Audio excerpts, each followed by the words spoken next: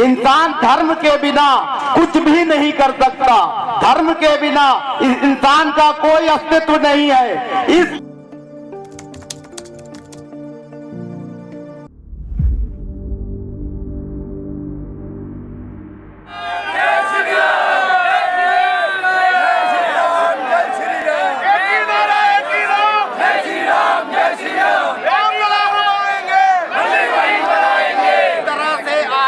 विराट धर्म संसद का आयोजन हिंदू समाज के संतों ने किया है दिल्ली के रामलीला मैदान में।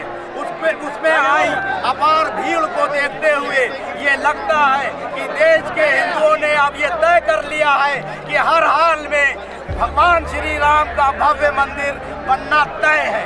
जिस तरह से हिंदू समाज के कर्मठ योद्धाओं ने 1992 में बाबरी मस्जिद को विध्वंस कर राम मंदिर के भव्य निर्माण का रास्ता प्रशस्त किया था, और आज 26 साल बीत जाने के बाद भी कोर्ट कचहरी के चक्कर में भगवान श्री राम आज भी टाट में विराजमान है। ये बड़े शर्म की बात है हमारे देश के नेताओं के लिए भी और मुख्य न्यायाधीश सुप्रीम कोर्ट के लिए भी, क्योंकि इतने गंभीर मुद्दे पर 26 साल तक का टाइम लगा देना बहुत निंदनीय है। हमारी सरकार को चाहिए कि किसी भी कीमत पर ये हिंदू समाज के उत्थान के लिए उनकी भावनाओं को देखते हुए जल्द से जल्द श्री राम का भव्य मंदिर वहां स्थापित होना चाहिए। हमारे देश के हिंदू समुदाय का यहाँ के मुसलमानों से कोई दुराव नहीं है, लेकिन कुछ राजनीति करने वाले नेता इस मुद्दे को राजनीति से प्रेरित कर माहौल खराब करने का काम करते हैं। प्रधानमंत्री नरेंद्र मोदी से मेरा आह्वान है कि ऐसे नेताओं को दरकिनार कर मंदिर निर्माण के लिए अध्यादेश लाएं और भव्य निर्माण 19 से पहले शुरू करने का कार्य करें, ताकि उनका कहा हुआ वादा भी पूरा हो कि ये एक दबंग प्रधानमंत्री देश को मिला है जिसने चुनावी रैली में जो वादा किया उसको पूरा किया। अगर अभी शुरुआत कर दी जाती है तो निश्चित तौर पर 2019 क्या प्रधानमंत्री जी जब तक जीवित होंगे तब तक वे ही प्रधानमंत्री रहेंगे, ये ऐसा मानना है। संकल्प करो, संकल्प करो, संकल्प करो, अर्पित कर दो तन मन धन, अर्पित कर दो तन मन धन, मांग रहा बलिदान वतन। अगर राम के काम ना आए तो जीवन बेकार, तो जीवन बेकार साथियों, तो जीवन बेकार। संकल्प करो दृढ़ सिद्धि से हमें मंदिर वही बनाना है। राम भूमि इस महाभूमि पर राम राज कर लाना है।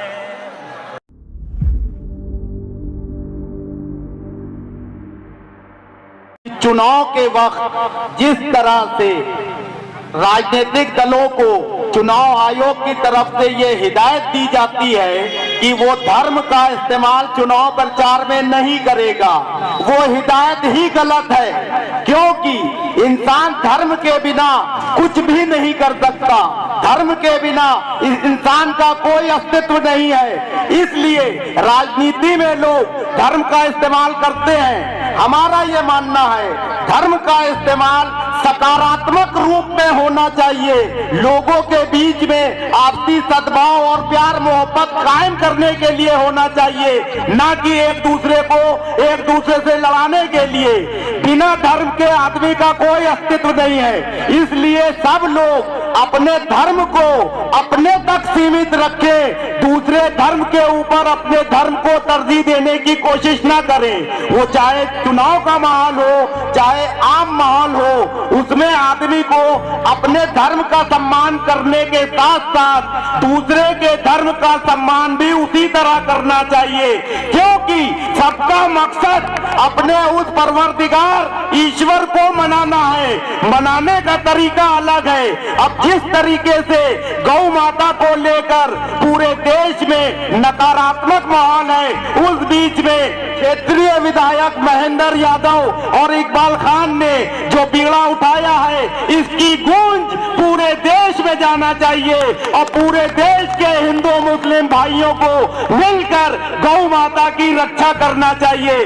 बड़े बड़े नारे और स्लोगन देने के बजाय जमीनी स्तर पर इसी तरह से काम करना चाहिए जिस तरह का प्रयोग महेंद्र यादव जी की विधानसभा क्षेत्र में इकबाल खान और उनके साथियों ने किया है।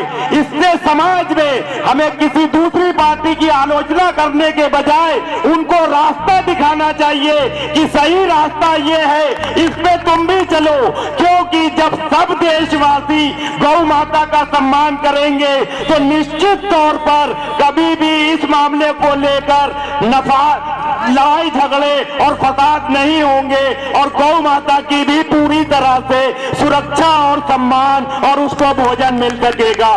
जय हिंद, जय भारत। ऐसा मानते हैं कि जो खबर पालिका है ये नारद मुनि जी को रिप्रेजेंट करती है, जो कि संत थे और उनका काम था कि दो लोगों में अगर कोई गलत गड़बड़ हो रही है तो उसको ठीक करना, करेक्ट करना, दो भगवान हो या कोई भी हो, राजा हो, जो भी हो। तो हमारा काम क्या है कि जहां कम वहां हम। लेकिन आज क्या हो गया कि सारा मीडिया का काम आग लगाने का हो गया। अब तो वो देखते हैं कि कहां पर गैप है, उसमें उंगली डालो, उसको फाड़ दो। हमारा काम होना चाहिए जोड़ने का, हमारा काम होना चाहिए अच्छे लोगों का समर्थन देने का, हमारा काम है प्रेरणा देने का। इलेक्ट्रॉनिक मीडिया में रजत शर्मा, अर्णव गोस्वामी, सुधीर चौधरी, प्रियदर्शन वाजपेयी, बरखा दत्त, अंजना ओम कश्यप, श्वेता सिंह, सैकड़ों नाम हैं। क्या ये लोग पत्रकारिता का जो मूल सिद्धांत है, आदर्श है, उनका क्रियान्वयन कर रहे हैं? नहीं, हम किसी की कोई ऑडिट करने या किस पे मैं कभी कमेंट नहीं करता। आपने कभी भी मेरे किसी पोस्ट पे मेरे खिलाफ बोलने वाले पत्रकारों के विरुद्ध भी नहीं देखा होगा। जिसको जो सही लगता है वो करता है, वो करे, समय मूल्यांकन करेगा। मैच खत्म होने के पहले उसके मैन ऑफ द मैच भी तय नहीं होता है और हार जीत भी तय नहीं होती है। तो मैं कभी नहीं करता, मुझे जो सही लगता है मैं करता हूँ। सर, सोशल मीडिया में इस तरह की चीजें चलती हैं कि राष्ट्र विरोधी समाचारों को और प्रोग्राम को बनाने वालों को अंतर्राष्ट्रीय स्तर पर महिमा मंडित किया जाता है और उसमें रवीश कुमार को मैग्सेसे अवार्ड मिला। क्या राष्ट्र विरोधी पत्रकारिता करना किसी पत्रकार के लिए सही है? देखिए, मैं फिर कहता हूं, मैं किसी का कभी व्यक्ति का नाम नहीं लेता, लेकिन अंतर्राष्ट्रीय पुरस्कारों के बारे में मेरी भूमिका 2005 में मैंने रखी है और तब से लेकर अभी तक वही है। तो रवीश कुमार को तो अभी मिला, उसके पहले भी जिनको भी मिला होगा। तो अंतर्राष्ट्रीय संस्थाएं खास करके चुनकर एक लाइन के लोगों को, लेफ्ट थॉट को प्रमोट करने वाले लोगों को ऐसे पुरस्कार देती है। इसलिए वो रवीश हो या कोई भी हो, अंतर्राष्ट्रीय पुरस्कारों की श्रेणी में आने वाले लोग संदेह के घेरे में आते हैं, क्योंकि एक नहीं, दो नहीं, तीन नहीं, दर्जनों नामों को लीजिए, उन सब की लाइन एक है। आप निर्भीक पत्रकार माने जाते हैं, तो मैं जब सवाल कर रहा हूं और मैं नाम लेके कह रहा हूं तो उनको जो है आप बच क्यों रहे हैं? उनके नाम पे जो है बचना नहीं कहते जी। मैं ऐसा मानता हूं कि हम जो अवसर हमने आप एक दूसरे को दिया है, समय दिया है, वो इन लोगों से बड़ा है। इन पे ये तो एक तात्कालिक घटना है, तो हम तो दूरगामी परिणाम करना चाहते हैं, तो इन व्यक्तियों के ऊपर बात करने की क्या आवश्यकता? चलिए, दूरगामी परिणाम से रिलेटेड पूछते हैं। हमारे देश में वर्तमान समय में जो न्यायपालिका और कार्यपालिका और विधायिका है जो काम कर रहे हैं, इसमें क्या वो सही दिशा में जा रहे हैं? इस तरह से विश्व गुरु बनेगा? नहीं जा रहे। अगर सही दिशा में जाता तो राम राज्य आ जाता। तो आज राम राज्य तो नहीं है ना। आपके हिसाब से राम राज्य की परिकल्पना क्या है? नहीं, मेरी नहीं, ये प्रभु रामचंद्र जी का जैसे राज्य था वो ऐसा राज्य है क्या जिसमें न्याय जिसमें अन्याय किसी पे होगा नहीं, सब न्याय संगत होगा। हर व्यक्ति अपनी स्वतंत्रता को धर्म प्रकृति के अनुरूप जिएगा। बहुत लंबा कोई विषय नहीं है। प्रभु राम ने जो रास्ते दिखाए, क्या उन रास्तों पर केंद्र की नरेंद्र मोदी सरकार और खास तौर से उत्तर प्रदेश की योगी सरकार चल रही है? देखिए, अब इसको आप ऐसा नहीं कह सकती कि नहीं चल रही है। ऐसा कह सकते कि उस दिशा में जाने का काफी प्रयास हो रहा है, लेकिन पूर्ण अभी सफलता नहीं मिली है। किस बताइए कि हिंदू मुसलमान को लेकर राजनीति और सारी चीजें होना चाहिए कि एक नहीं। भारतीयता को लेकर होना चाहिए? देखिए, अगर वो दोनों तरफ से हो तो ही हो सकता है। क्या कुछ मुसलमान जो एक तरफा जो है पाकिस्तान के गुण गाते हैं या सऊदी अरब के गुण गाते हैं या उस धर्म को एक विशेषता देते हुए दूसरे धर्म को जो है अनर्गल बातें कहते हैं, उनके मुकाबले दूसरे राष्ट्रवादी मुसलमानों को भी क्वेश्चन मार्क किया जाना चाहिए? नहीं, देखिए, जो राष्ट्रवादी मुसलमान है उससे तो हमको कोई आपत्ति है ही नहीं। हमें तो गद्दारों से आपत्ति थी, है और रहेगी। जो मुसलमान गद्दार हैं, आतंकवादी लेकिन गतिविधियों, दुर्भाग्य से क्या है कि जो राष्ट्रवादी है उन पर ओवैसी जैसे नमक हराम हावी है। आज हिंदुस्तान का मीडिया कौन से राष्ट्रवादी पर मुसलमान को दिखाता है? नहीं दिखाता है। लेकिन हर बात पर ओवैसी की प्रतिक्रिया ली जाती है। क्यों ली जाती है? कौन है इसके पीछे? कौन स्पॉन्सर कर रहा है? क्यों इतना एयर टाइम ओवैसी को दे रहा है? एक सांसद वाली पार्टी को आप इतना वैल्यू कैसे दे रहे हैं? अब आप तो सहमत नहीं ओवैसी से? मैं बिल्कुल सहमत नहीं हूं। लोगों का यह भी मानना है कि ओवैसी को इतना ज्यादा हाईलाइट करने के पीछे प्रधानमंत्री नरेंद्र मोदी की सरकार का हाथ है और सहयोग है। ऐसा मुझे नहीं लगता, लेकिन अगर ऐसा है तो निश्चित तौर पर वो गलत है। भगवान कृष्ण ने भी कहा है कि तू युद्ध कर, अन्याय के खिलाफ कर। कोई ना किसी को मारता है ना मरता है, आत्मा अमर अजर है। तो क्या इसका मतलब महाभारत के उस दृष्टांत को, उस उद्देश्य को मानते हुए सबको जो है युद्ध में लग जाना चाहिए? बिल्कुल। देखिए, एक दो बेसिक फर्क है। भगवान श्री कृष्ण ने, आपने जो वाक्य बोला कि जो गलत है उसके खिलाफ युद्ध कर, इस्लाम अगर ये कहता है कि गलत के खिलाफ युद्ध कर तो हमें कोई आपत्ति तो नहीं। इस्लाम भी तो गलत के खिलाफ युद्ध करता है। किसका क्या कहता है? किसी को भी मार दे। देखिए, जो हम नाम में अगर मुसलमान लिखा है तो हर एयरपोर्ट पे चड्डी उतारी जाती है। मैंने कई बार मेरा एक किस्सा बताया हुआ है। मैं वार के अनुसार कपड़े पहनता था, तो बुधवार के दिन हरे कपड़े पहनता था। तो और ट्रैवलिंग में सामान्यतः कुर्ता पैजामा पे रहता हूँ जी। तो मैं जा रहा था एम्स्टरडैम, एक मीडिया का एग्जीबिशन होता है प्रतिवर्ष वहाँ पर। जी। तो मेरा हरे कपड़े थे। उन दिनों श्रावण महीना चल रहा था, शो नहीं करना था, तो मैंने थोड़ी सी दाढ़ी बढ़ा ली थी। फिर मैं गया जॉर्डन एयरलाइन से, क्योंकि मैं हर वर्ष किसी ना किसी अलग अलग एयरलाइन से ट्रैवल करता था। उस बहाने उस देश की राजधानी से जाना होता था। तो हम एम्स्टरडैम पे उतरे। उसके पहले मैं 4 बार गया था, कभी मेरी वहाँ जांच नहीं हुई। और जॉर्डन एयरलाइन से गया तो जो मेरा बोर्डिंग पास बना था, तो बोर्डिंग पास में डिजिट की लिमिट्स होती है, लंबा नाम नहीं होता। जैसे मेरा नाम सुरेश है, सरनेम चौहान के बीच में पासपोर्ट में सुरेश खंडेराव चौहान की, पिता का नाम लिखते हैं महाराष्ट्र में। जी हाँ। तो मेरा जो बोर्डिंग कार्ड बना वो बना सुरेश खान। कैसे बना? क्योंकि खंडेराव में KHANDERO नहीं लिखा, KHAN तक ही उसके डिजिट की लिमिट खत्म हो गई। तो पासपोर्ट बन गया, वो बोर्डिंग पास गया सुरेश खान, हरे कपड़े, जॉर्डन एयरलाइन से, दाढ़ी, कुर्ता पैजामा। उन्होंने कहा साइड में आइए। तो मैंने कहा मैं हर साल आता हूँ, मेरे पासपोर्ट पे इतने बड़े बड़े देशों का वीज़ा लगा हुआ है, ये मुझे साइड में क्यों ले रहे हैं?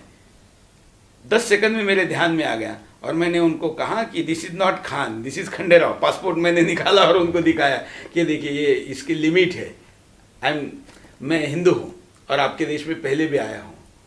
तब उसने 2-4 मिनट मेरे से बात करने के बाद मुझे छोड़ा। नहीं तो शाहरुख खान को भी तो पकड़ा जाता है। तो ये देखने के बाद मुसलमानों को लग रहा है कि अरे हमारा क्या होगा।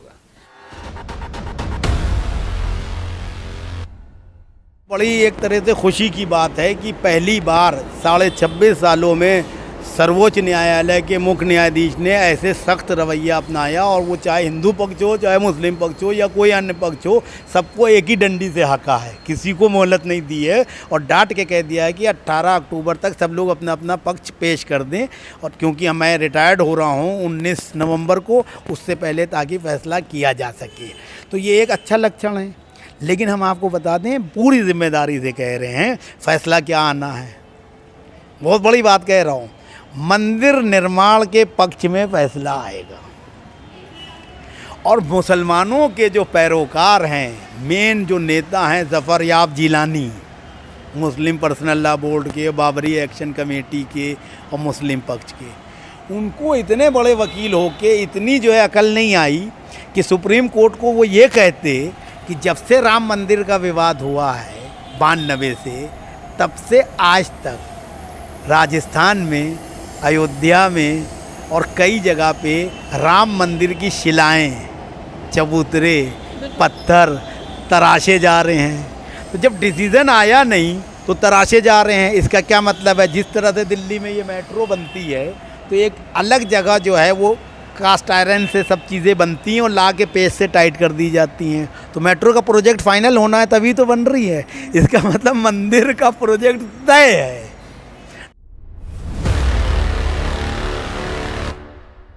कुछ मुस्लिम नेता और रहनुमा ये चाहते हैं कि काशी मथुरा का मामला बातचीत से हल हो।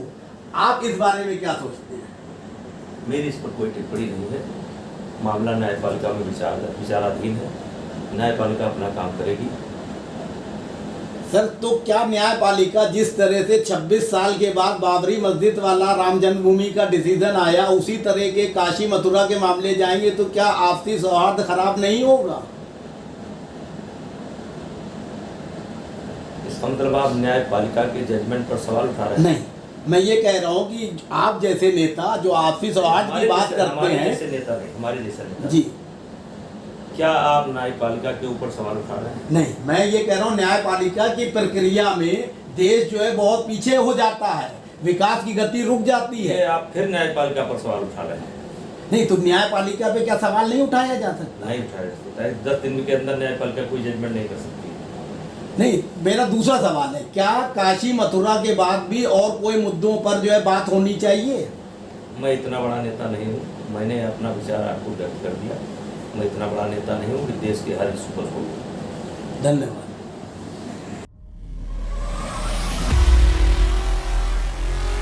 सुझाव है कि जब चुनाव हों तो उन चुनावों के दौरान दोनों गठबंधन या सभी राजनीतिक पार्टियां अपने अपने स्तर पर अपनी पार्टी का प्रधानमंत्री पद का दावेदार भी घोषित करें और निगम पार्षद के साथ साथ मेयर का चुनाव भी होता है। उसी तरह से मेंबर ऑफ पार्लियामेंट, सांसद के चुनाव के साथ साथ प्रधानमंत्री पद पे भी चुनाव हो। मान लीजिए कि भारतीय जनता पार्टी की ओर से प्रधानमंत्री पद के दावेदार नरेंद्र मोदी साहब हैं, तो नरेंद्र मोदी साहब एमपी की हैसियत से तो चुनाव मैदान में उतरे ही, साथ ही प्रधानमंत्री पद पर भी उनको देश की जनता वोट करे। इसी तरह अगर महागठबंधन बनता है और वो महागठबंधन अपना नेता घोषित करता है तो वो भी सांसद की तौर पे भी चुनाव लड़े और महागठबंधन की तरफ से प्रधानमंत्री पद का दावेदार हो। यदि महागठबंधन में प्रधानमंत्री पद पर दावेदारी एक व्यक्ति की नहीं तय होती तो जो भी प्रमुख नेता ये चाहते हैं कि वे प्रधानमंत्री बनकर देश की सेवा करेंगे तो वे अपने स्तर पर प्रधानमंत्री पद और सांसद पद दोनों चुनाव लड़ सकते हैं। राष्ट्रवादी कांग्रेस पार्टी के राष्ट्रीय अध्यक्ष शरद पवार, बहुजन समाज पार्टी की राष्ट्रीय अध्यक्ष मायावती भी प्रधानमंत्री पद के साथ साथ एमपी पद का चुनाव लड़ सकती हैं। इसी तरह से मुलायम सिंह यादव, ममता बनर्जी, जितने लोग भी क्षेत्रीय पार्टियों के अध्यक्ष हैं या प्रमुख हैं, वे अगर अपने आप को समझते हैं कि देश की जनता उनको प्रधानमंत्री के पद पर सुशोभित होते हुए देखना चाहती है तो वे सांसद के पद के लिए नामांकन करने के साथ साथ प्रधानमंत्री पद के लिए भी नामांकन करें। इसमें चुनाव आयोग को भी ज़्यादा मेहनत नहीं करनी पड़ेगी। 5-7 बटन एक्स्ट्रा लगाने पड़ेंगे कि प्रधानमंत्री पद पर कौन कौन से प्रत्याशी हैं और उनको भी जनता डायरेक्ट चुने। ऐसी स्थिति में जब प्रधानमंत्री किसी भी दल का चुना जाता है तो फिर ये उसका विशेषाधिकार होगा कि वो सारे देश से चुने हुए सांसदों को बुलाकर बैठक करे और जो भी सांसद चुनाव जीत कर आए हैं उनको मंत्रिमंडल में प्रधानमंत्री शामिल कर सकते हैं। ऐसी स्थिति में देश का विकास होने से कोई भी नहीं रोक सकता। जो विपक्ष और सत्ताधारी राजनीतिक दल की धारणा है वो पूरी तरह से ध्वस्त हो जाएगी। उदाहरण के तौर पर मान लीजिए कि इस वक्त लोकप्रियता के मामले में प्रधानमंत्री नरेंद्र मोदी सबसे ऊपर हैं और चुनाव होते हैं और वे ही प्रधानमंत्री पद के दावेदार के तौर पर जनता द्वारा चुन लिए जाते हैं, तो ऐसी स्थिति में प्रधानमंत्री तो देश के नरेंद्र मोदी जी हो जाएंगे, लेकिन गृह मंत्री, वित्त मंत्री, रक्षा मंत्री और शिक्षा मंत्री जैसे वे दूसरे राजनीतिक दल के काबिल सांसदों को भी दिए जा सकते हैं।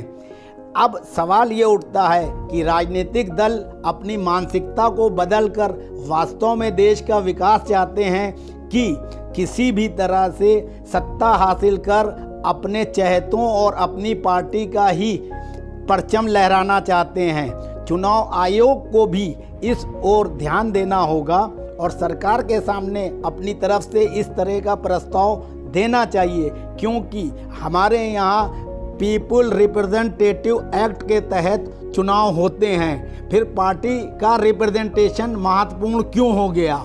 जब पार्टियां तो चलिए विचारधारा के आधार पर बनी हैं, लेकिन अंततोगत्वा जो सांसद चुना जाता है वो पूरे देश के लिए होता है। उसका दायित्व होता है कि वो सबका विकास जो है करे।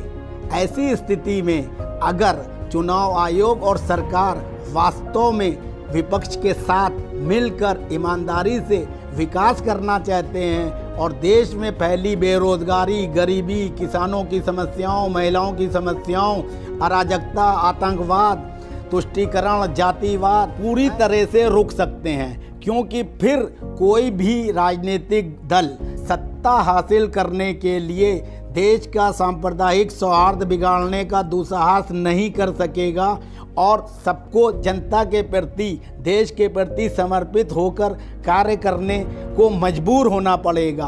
अब हमारे देश के मतदाताओं को भी ये सोचना होगा कि इस तरह का मतदान करें, देश की जनता को पूरी तरह से अच्छे और सक्षम सांसद मिलें।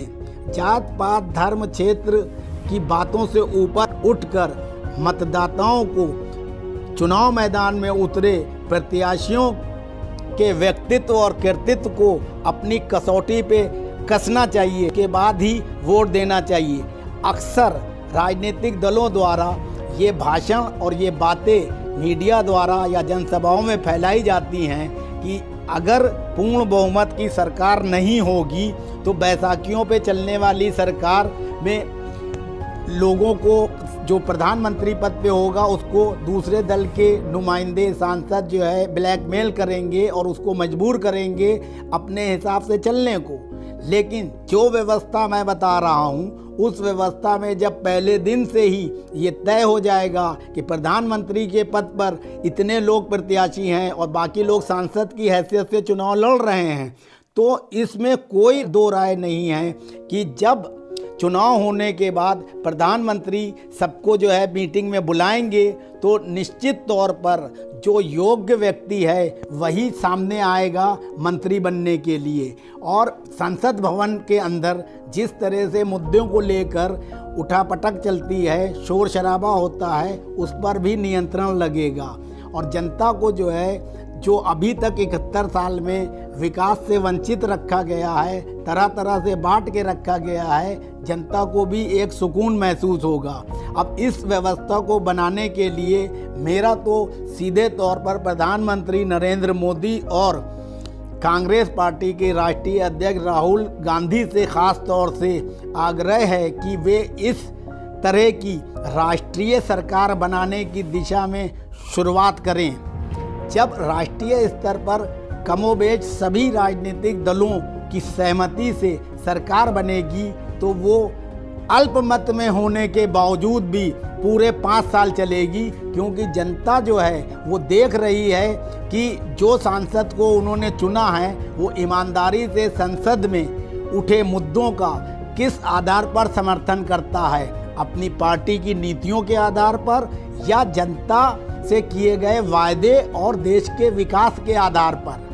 तो कोई भी सांसद जनता की नज़रों में गिरना नहीं चाहेगा और वो निश्चित तौर पर देश के विकास के मुद्दों पर सरकार का सहयोग करेगा और जिस तरह से लोकसभा की कार्रवाई में बाधाएं पैदा होती हैं वो भी नहीं होंगी और निश्चित तौर पर सरकार चलाने वाले को सुकून से सरकार चलाने का मौका मिलेगा।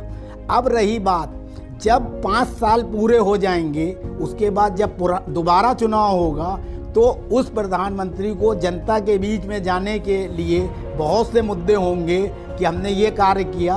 फिर जनता जो है उसके कर्तृत्व और व्यक्तित्व को कसने के बाद वोट देगी। उसके बाद अगर चुनाव होते हैं और दूसरे दल का आदमी प्रधानमंत्री पद पे जो है चुना जाता है तो भी कोई प्रॉब्लम नहीं है, क्योंकि निष्पक्ष तरीके से सारी कार्रवाई हुई होगी। अभी तो ऐसा भी होता है कि पूर्व प्रधानमंत्री स्वर्गीय अटल बिहारी वाजपेयी साहब की सरकार एक बार सिर्फ 1 वोट से गिर गई थी। ये बड़े दुर्भाग्य और कलंक की बात है कि लोकतांत्रिक देश में इस तरह की विचारधाराएं पैदा हो गई हैं, खरीद फरोख्त होती है, जात पात धर्म के नाम पे वोट दिया जाता है, जिससे सरकारें भी बीच में ही अस्थिर हो जाती हैं। और मैं तो राष्ट्रपति महोदय से भी ये अनुरोध करूंगा कि किसी भी कीमत पे कोई भी सरकार मध्यावधि चुनाव नहीं कर सकती, ऐसा भी प्रावधान किया जाए हमारे कानून में। यदि बीच में जो है प्रधानमंत्री पद से कोई हटना चाहता है तो जो चुनाव में सांसद चुन के आए हैं संसद भवन में वे फिर बैठकर दूसरा प्रधानमंत्री चुन लेंगे, लेकिन 5 साल पूरे होने के बाद ही अगला लोकसभा का चुनाव होगा। यही स्थिति और प्रक्रिया विधानसभा में भी की जा सकती है, जहां मुख्यमंत्री पद के लिए भी सीधे तौर पर मतदान किया जाए और नामांकन। प्रधानमंत्री नरेंद्र मोदी के नेतृत्व में केंद्र सरकार अपने सारे वो काम कर रही है जो उसको करना है। राष्ट्रीय स्वयंसेवक संघ के एजेंडे को लागू करने में पूरी तरह से सरकार लगी हुई है। भारतीय जनता पार्टी ने राम मंदिर निर्माण का जो वादा अपने चाहने वाले और समर्थकों से किया था वो अब मूर्त रूप लेने जा रहा है। 5 अगस्त को प्रधानमंत्री नरेंद्र मोदी अयोध्या जा रहे हैं और वहाँ एक तरह से राम मंदिर निर्माण की शुरुआत 5 अगस्त से हो जाएगी। राम राज्य की परिकल्पना को लेकर भारतीय जनता पार्टी देश में विकास के परचम लहराने की बात करती थी। संविधान के अनुरूप देश एक लोकतांत्रिक राष्ट्र है, लेकिन जिस तरीके से भारतीय जनता पार्टी और उसके नेता देश को संचालित कर रहे हैं उससे लगता है कि संविधान से इतर रहकर सरकार काम कर रही है। संविधान सिर्फ एक कागजी किताब के रूप में ही रह गया है, नहीं तो इतना ज़्यादा नागरिकों के बीच में भेदभाव का वातावरण नहीं होता। सरकार और इसका मूल जो अस्तित्व है राष्ट्रीय स्वयंसेवक संघ, वो आपस में ही कई मुद्दों पर नूरा कुश्ती करता है और विपक्ष की भूमिका एक तरह से उन मामलों में समाप्त हो जाती है। मिसाल के तौर पर जिस तरीके से लॉकडाउन के दौरान औद्योगिक, व्यापारिक और सभी तरह के संस्थान पूरी तरह से अव्यवस्थित हो गए हैं या कहें आर्थिक गतिविधियां मंद पड़ी हैं, ऐसी स्थिति में मीडिया भी इसके दुष्प्रभाव से अछूता नहीं रहा है। हाल ही में हज़ारों पत्रकारों को बिना वेतन के नौकरियां गंवानी पड़ी। इन्हीं सब चीज़ों को लेकर भारतीय मजदूर संघ, जो कि आरएसएस की ही एक विंग है, उसके बैनर तले कुछ पत्रकारों ने श्रम मंत्रालय के बाहर सरकार को जगाने के लिए प्रदर्शन किया। अब ये बात समझ में नहीं आती कि राष्ट्रीय स्वयंसेवक संघ के निर्देश पर चलने वाली सरकार उन पत्रकारों का भला क्यों नहीं करती जो कि कभी उसके लिए ही प्रचारित और प्रसारित करते रहे हैं अपने समाचार पत्र और चैनल। सवाल उठता है कि प्रधानमंत्री नरेंद्र मोदी के नेतृत्व वाली सरकार जो मूल समस्याएं हैं उनके समाधान के प्रति उतना गंभीर क्यों नहीं है। मैं तो चाहता हूं कि भारतीय जनता पार्टी यदि युवाओं, बेरोजगारों, किसानों, महिलाओं और यहाँ तक कि सभी तरह के जो पिछड़े लोग हैं या कमज़ोर तबका है उसके उत्थान के लिए काम करे, तो निश्चित तौर पर अगर भारतीय जनता पार्टी 100 साल के लिए भी सत्ता में रहती है तो किसी को कोई गुरेज नहीं होगा।